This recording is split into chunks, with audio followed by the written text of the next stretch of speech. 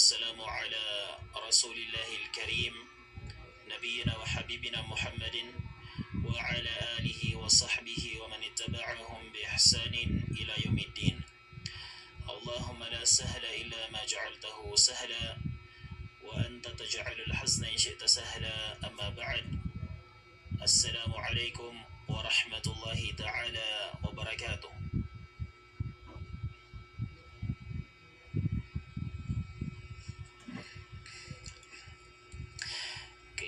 Sa lesson 1 po natin last week ay napag-aralan po natin ang mula sa ng pahina first page hanggang sa page 8. Okay? So kagaya po ng pagpapaliwanag natin sa Al-Arabiyyatu Bayna Yadik, sinabi natin na magkahalo po ang mga subjects dito.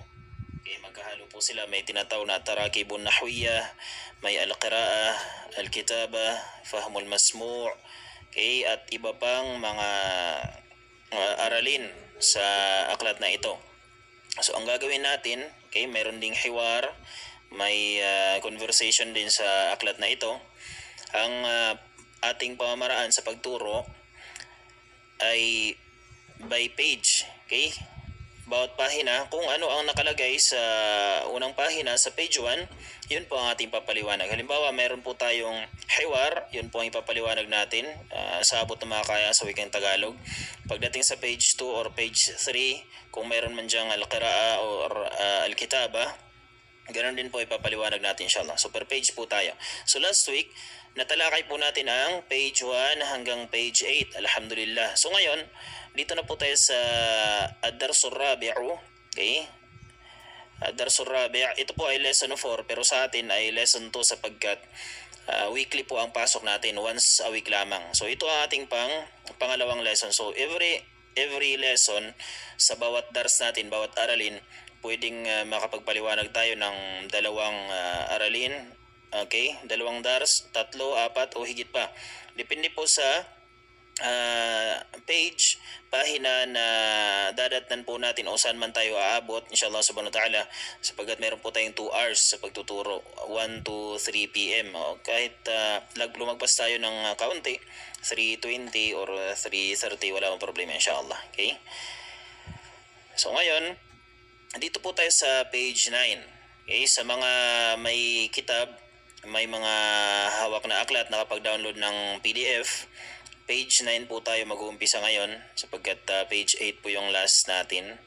Okay, natapos po tayo sa page 8. Ngayon ay mag-uumpisa po tayo. Okay, ito po yung last natin. Last page natin.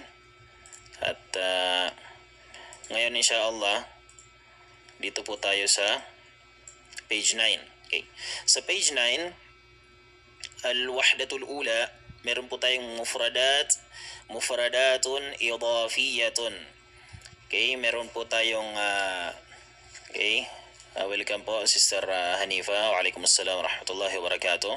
Sa page 9, meron po tayong mufradatun idafiyah. Ibig sabihin, meron po tayong karagdagang mga salita. Okay, karagdagang mga salita, kalimat na matututunan po natin sa araw na ito. Ang iba dito ay alam na po natin. Sa mga advanced na may background na nakapag-aral na ng wikang Arabic, ay alam na nila ang mga salitang ito. Pero sa mga bago pa lamang ay matututunan nyo po sa araw na ito inshallah. So last week, madami po tayong mga kalimat, mga salita sa wikang Arabic na minemorize po natin last week. Okay, natutunan natin last week. At ito po ay mga karagdagang kalimat inshallah. So ang instruction po dito ay unzur, okay, unzur, wastami' wa a'id. Unzur, tingnan po nating mabuti ang larawan na nakalagay po sa ating mga aklat. Kung may ginagamit po kayong PDF ngayon, naka-open kayo ng aklat, page 9. Kung wala po kayong mga aklat, ay dito na po kayo dumirekta tumingin sa screen. Okay, sa screen po natin na nakashare po sa inyo. Now, so ang instruction natin ay unzur, tingnan mo ng mabuti kung ano ang nakalagay na larawan, wastami' at makinig ng mabuti, makinig ng may kasamang konsentrasyon. Okay? sa kung sino man ang mudarris or muallim na nagtuturo na or nagbabasa ng mga nakasulat dito ng mga kalimat. At pangatlo, wa'aid. Okay? Una, pagmasdang mabuti. Pangalawa, pakinggan ng mabuti. Pangatlo, ulitin lamang. So may babanggitin tayong mga kalimat dito. Una, ay pakinggan munang mabuti habang nakatingin po tayo sa mga screen natin sa kung ano nakasulat, at after ko pong magbasa pwede niyo pong ulitin inshallah subhanahu wa ta'ala. So makikita po natin dito may mga panulat po na nakalagay dito. May mga panulat at nilagay din po dito ano ang bilang nila at ano ang mga pangalan ng bilang na iyon. So tuturuan po tayo dito paano tayo magbilang sa wikang Arabic. So nakalagay po dito sa dito sa right side, yung unang larawan po dito ay isang panulat at isang piraso lamang po siya. Okay? At ito po ang kanyang numero. Wahid. Ang tawag po sa kanya sa lingwaheng Arabic kapag isa lamang, okay, kung sa wikang Ingles ay one, isa sa Tagalog. Kung sa Arabic po niyan ay wahid. Kung lalagyan po natin ng patinig or vowels ang dal na nakalagay sa dulo, wahidun. Okay, pwede po natin sabihing wahidun. Pero kapag hindi na po natin babanggitin ang nakalagay sa dulo, kasi kadalasan po kapag nagbibigkas po tayo ng mga kalimat, kapag wala po siyang karugtong, siya lang mag-isang salita lamang siya, isang kalima, or siya yung salita na nakalagay sa dulo ng isang pangusap, pwedeng hindi na po natin bigkasin ang patinig na nakalagay sa kanyang dulo. Kagaya din po sa aya, sa mga verse ng Quran, sa Quran mula sa mga salita ng Allah subhanahu wa ta'ala, kapag tayo ay nagbabasa ng Quran at huminto tayo sa dulo ng isang verse, ng isang aya, ay pwede na po na hindi natin bigkasin ang huling vowel, okay, or huling patinig na nakalagay sa dulo, sa huling letra ng isang aya. Halimbawa sa Suratul Ikhlas, A'udhu billahi minasyaitanir rajim. Bismillahirrahmanirrahim. Qul huwallahu ahad. Qul huwallahu ahad. So doon po nagtatapos sa dal. So ahad. Pero meron po siyang patinig. Ang kanya pong patinig ay dhammatan. Kung ating bibigkasin, Qul huwallahu ahadun. Okay? Pero siya ay nakalagay sa dulo, kaya pwede na po nating hindi bigkasin ang patinig na nakalagay sa dal. Bibigkasin lamang natin siya kung ano ang kanyang tunog. So ang tunog ng dal ay D. Okay, parang letter D sa wikang Ingles. So Qul huwallahu ahad. So gaya din po dito, wahid. Pwede nating lagyan ng dhammatan, wahidun, at pwede rin natin sabing wahid. So kung pagmamasdan po natin, ganito po isulat ang number 1 or wahid sa wikang Arabic. At ito po ang kanyang pangalan. At ito din po ang kanyang spelling. Wahid. At ang example niya, ito po, isang piraso lamang. Okay? Isang piraso lamang ng panulat. Dito ay sa pangalawa, so dito ay naging 2 piraso na. Ibig sabihin ay 2 na sila. Okay? At example niyan ay number 2. So sa wikang Arabic, ganyan po isulat ang number 2, at ang tawag po sa kanya ay ithnan.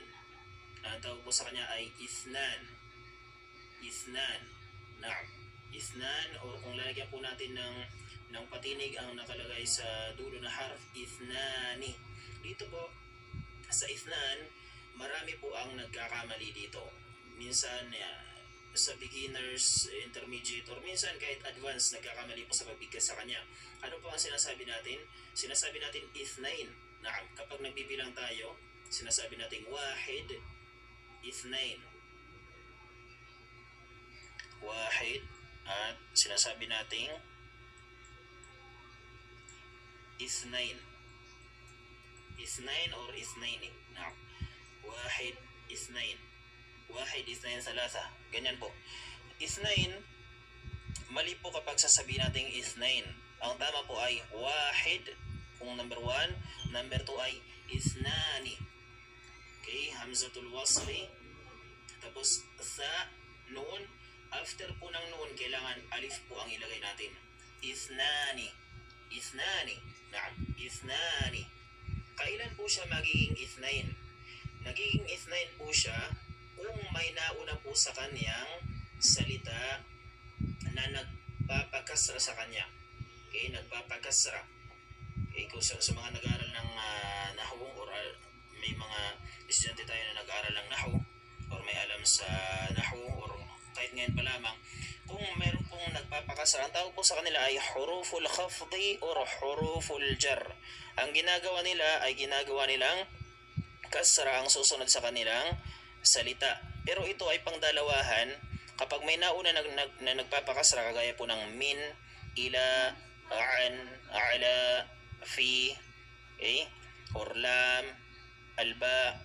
Kapag may nauna dito sa ithnani, doon po siya magiging ithnaini. Halimbawa, lalagyan po natin ng fi. Maglalagay po tayo ng fi. Doon po siya magiging ithnaini. Fi ithnaini. Fi ithnaini. Ala ithnaini. Naam. Lithnaini. Pero kung wala pong nauna sa kanya, or hindi po siya nakalagay sa sitwasyon na siya ay magiging majrur, walang nauna sa kanyang kahit anong salita na nagiging dahilan upang siya ay maging majrur, ay mananatili po siyang alif. After po ng nun ay alif po siya. So sasabihin po natin ithnani. Ithnani. Naam. Ithnani. Wahidun ithnani. Okay? Yun po ang kanyang rule sa wikang Arabic. Number 3. Dito po tayo. Number 3. So ang example natin ay tatlong larawan po. Tatlong piraso ng panulat. At okay, tatlong piraso ng panulat. Ito po ang larawan ng number 3 sa wikang Arabic. At ano ang tawag sa kanya sa wikang Arabic? Ang tawag po sa kanya ay thalatha. Okay? Thalatha. Thalatha. Or pwede natin sabihin thalathatun. Naam. Okay? At sunod sa kanya ay 4 na piraso. Ito po ang kanyang larawan ng number 4 sa wikang Arabic. At ang kanyang pangalan ay arba'ah. Arba'ah or arba'atun. Okay? Kung bibigkasin natin arba'atun kagaya ng thalatha, thalathatun, at dito arba'atun. Pero kapag hindi po natin bibigkasin, kapag may mga salita na nagtatapos sa taul marbuta at hindi na natin bibigkasin ang patinig na nakalagay sa kanyang dulo, ang taul marbuta ay magiging ha. Magiging ha ang kanyang tunog. Dito, thalathatun. Kung hindi natin bibigkasin, thalatha. Kung hindi natin bibigkasin ang patinig sa dulo, thalatha. Dito, arba'atun. Kapag hindi natin bibigkasin ang patinig sa dulo ng taal marbuta, arba'ah. Magiging ha ang kanyang tunog sa dulo. So dito ay 5 piraso. Ito po ang anyo ng number 5 sa wikang Arabic. At ang kanyang pangalan ay khamsa or khamsatun. Naam. So maaari na po kayong magbilang. Okay, maaari nyo pong ulitin ang aking binigkas kanina. Wahid, ithnan, thalatha, arba'a, khamsa. Kung bibigkasin natin na may halong patinig sa dulo. Wahidun, ithnani, thalathatun, arba'atun, khamsatun. Naam. So dito po tayo sa tadrib. Pagsasana. Okay, so hello again. I am with the Perles Carlos from the Bachelor of Science in Psychology 4th year. So, based on my understanding about the video clip that I have watched is that tinuturo dito kung paano bigkasin ang mga numero sa lengguaheng Arabic.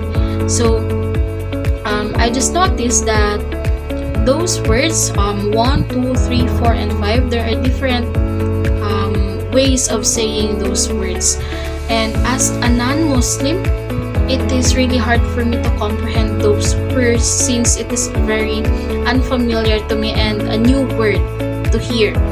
But since I have this eagerness to learn about the Arabic languages, I am really eager to learn